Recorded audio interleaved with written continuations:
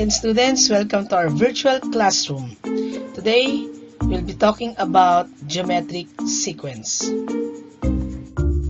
Today, you're expected to find the end term of a geometric sequence and insert a term or terms between two terms of a geometric sequence. Let's have our pre-test. Read each statement carefully. Write the letter that corresponds to the correct answer. Number 1. What is the 12th term of the geometric sequence 2, 4, 8, 16? Is it A, 24, B, 4096, letter C, 2048, or letter D, 8192? The correct answer is letter B, 4096. Number 2. What is the 10th term of the geometric sequence 1, 3, 9, 27? Is it A, 2187, B, 6561, letter C, 19683, or letter D, 59049? The correct answer is letter C, that is 19,683. Number 3. What is the next term of the geometric sequence 256, 128, 64, 32? Is it A, 1 over 128, B, 1 over 64, letter C, 1 over 32, or letter D, 1? The correct answer is letter B, 1 over 64. Now let's proceed to number 4. What two terms should be inserted between 5 and 135 to form a geometric sequence? Is it A, 45, 90? Is it B, 55 and 100? Letter C, 40 and 75? Or letter D, 15 and 45? The correct answer is, it's letter D, 15 and 45. Let's proceed to the last one. Insert three geometric means between 3 and 48. Is it A, 6, 12, and 24? Letter B, negative 6, 12, and negative 24? Letter C, both A and B? Or letter D, none of this? The correct answer is letter A, 6, 12, and 24. Okay, let's have a recap. Find the common ratio of the following geometric sequences. Number 1, 1, 4, 16, 64, 256. What is the common ratio? Alright, it is 4. How did we obtain 4? Just simply subdivide second term to the first term. So 4 divide by 1, that is 4. That's how to get or to solve the common ratio. Number 2, 7, negative 14, 28, negative 56, 112. Again, what's the common ratio? The correct answer is negative 2. Like what we did in the first example, just simply divide the second term to the first term. So negative 14 divided by 7, that is negative 2. Next, number 3, 27, 9, 3, 1/3. What is the common ratio? The correct answer is 1/3. Simply divide again the second term to the first term, 27. So 9 divided by 27 is 9 over 27, or 1/3. Now, what is meant by geometric sequence? Geometric sequence is a sequence of numbers in which the ratio in between terms is constant. General term of geometric sequence is a sub n is equal to a sub 1 times r raised to n minus 1, where r is the common ratio and a sub 1 is the first term. Let's try this. Find the indicated term in each of the following geometric sequence: 2, 6, 18, 54. And we are going to solve for the 10th term of the geometric sequence. The very important here is we should know the common ratio. Again, how do we find the common ratio? We simply divide the second term 6 to the first term 2, or even the third term 18 divided by the second term 6, and so on and so forth. So therefore, the common ratio is 3. But since we already introduced the formula in finding the nth term of geometric sequence, so we need to follow this a sub n is equal to a sub 1 times r raised to n minus 1, wherein a sub 1 is equal to 2 based on our given sequence.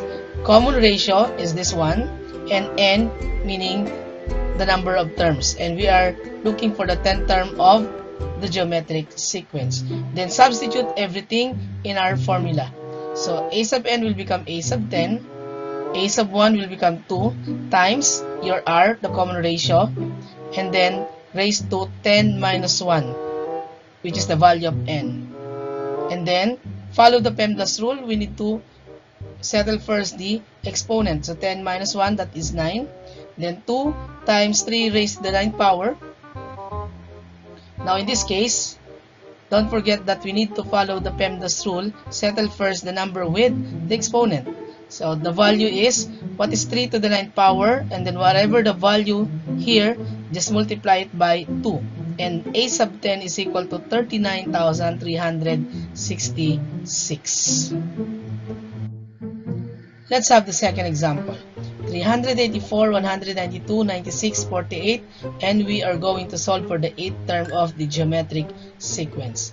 Now in this case, like what we did in our first example, we should know the common ratio first.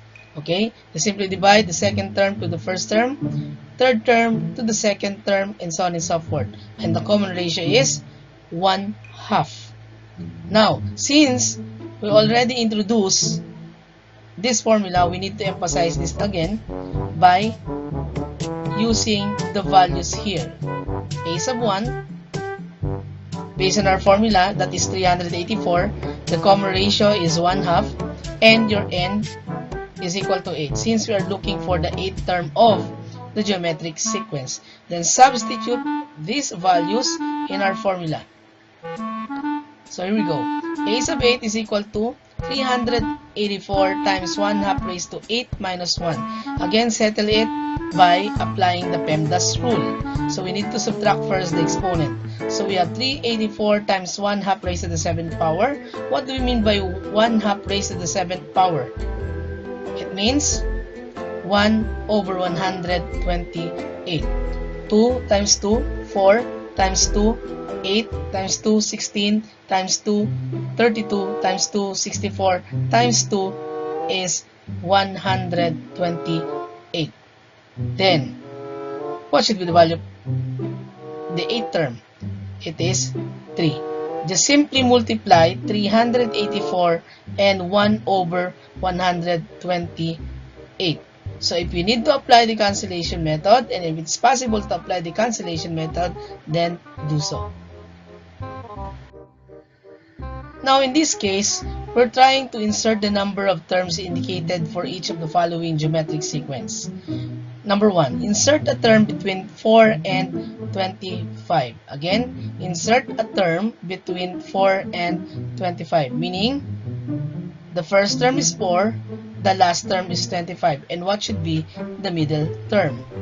Now in this case, if we're going to multiply 4 times 25 and get the square root of it, that would be square root of 100. And the square root of 100 is equal to 10. So therefore, the number between 4 and 25 is 10. Alright, let's proceed to the next one. Insert two terms between 5 and 320. Remember that we're going to insert two terms between the two given terms as well. So 5 is the first term, 320 is the fourth term. Remember, the very important thing in geometric sequence is the common ratio. But in this case, we cannot find the common ratio since we don't have consecutive terms. But how many terms do we have here? If you will notice, we have 4 terms. That's why n is equal to 4. While a sub 1 is equal to 5, a sub 4 is equal to 320, which is the 4th term. Remember that we had a formula. We have a formula for geometric sequence. So all we have to do is substitute everything here in our formula. So meaning we have a sub 4 is equal to a sub 1 times r raised to 4 minus 1. So a sub 4 is equal to 320, while a sub 1 is equal to 5. Then we don't have the common ratio yet. That's what we need to solve first. And then raised to 4 minus 1. Follow again the PEMDAS rule. So we need to divide both sides by 5 just to eliminate 5 here beside the common ratio. But settle also the exponent, 4 minus 1. So therefore, if you're going to divide both sides by 5, this will become 1 or cancelled. Then 320 divided by 5, that is 64. But we're not done yet. Remember, what we need is the value of r, not the value of r raised to the 3rd power. So what are we going to do to eliminate the exponent here? Just simply get the cube root of both sides. So we have the cube root of r cubed and the cube root of 64. So therefore, the value is equal to 4. That is our common ratio now. Okay, so since we already have the common ratio, we can now get the next two terms by simply multiply the first term to the common ratio. So 5 times 4 is equal to 20, and then 20 times 4 is equal to 80. Now try to multiply 80 by 4, that is 320. Let's proceed to the last one. Insert 3 terms between 2 and 162. Take note that we're going to insert 3 terms by this time. So first term is 2 and the last term is 162. Take note that we cannot find the common ratio here since we don't have consecutive terms or yung magkakasunod na terms. But our n is equal to 5 since we have 2 given terms here plus the 3 terms to be inserted. A sub 1 is equal to 2. A sub 5 is equal to 162, which is the last term. Now let's emphasize again our formula in finding the nth term of the geometric sequence. A sub n is equal to a sub 1 times r raised to n minus 1. All we have to do is substitute everything here in our formula.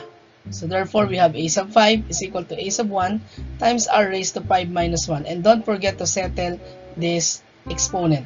And follow the PEMDAS rule as well. So, a sub 5 is equal to 162 is equal to 2, which is the first term, times r raised to 5 minus 1. So through this process, we can have our common ratio later on. So we need to divide both sides by 2. Just simply eliminate 2 beside your common ratio. Okay? So therefore, we have 81 is equal to r raised to the 4th power. But we're not done yet because we are looking for the common ratio, not r raised to the 4th power.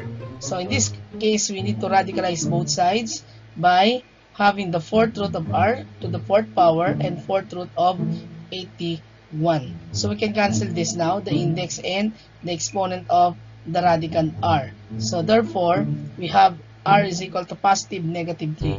Why is it positive negative 3? Remember that our index here is even. So we can have 2 possible value for values of r. Positive 3 or negative 3. So meaning, the common ratio is 3 or negative 3. So, in this case, if the first value of r is positive, so 2 times 3 is equal to positive 6. 6 times 3 is positive 18, while 18 times 3 is positive 54. But if the value of r is equal to negative 3, what should be the next term after the first term, 2. So 2 times negative 3 is negative 6. Negative 6 times 3 is positive 18. 18 times negative 3 is negative 54, while negative 54 times 3 is positive 162. But if your index here is odd number, there's only one value. It's either negative or positive. Now it's your time to shine. Do your activities. Activity number 1, let's practice. Activity number 2, keep practicing. And activity number 3, test yourself. To wrap up our discussion, let's answer the following questions. Number 1, how do we find the nth term of a given geometric sequence? Number 1, find the common ratio. Second, substitute the values of r, n, and a sub 1 in the formula a sub n is equal to a sub 1 times r raised to n minus 1. And number 3, simplify the result. Another question is, how do we insert a term or terms between the two given terms of a geometric sequence? Number 1, determine the number of terms.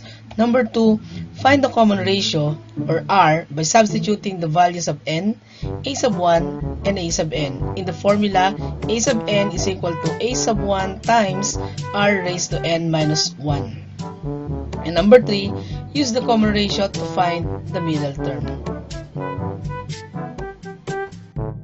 For our valuing, I want you to reflect on this. Since the geometric mean is used in finance to calculate the average growth rates and is referred to as the annual growth rate, what can you say about the effects on the current pandemic to the business and economic in the Philippines? Read the direction and answer the following.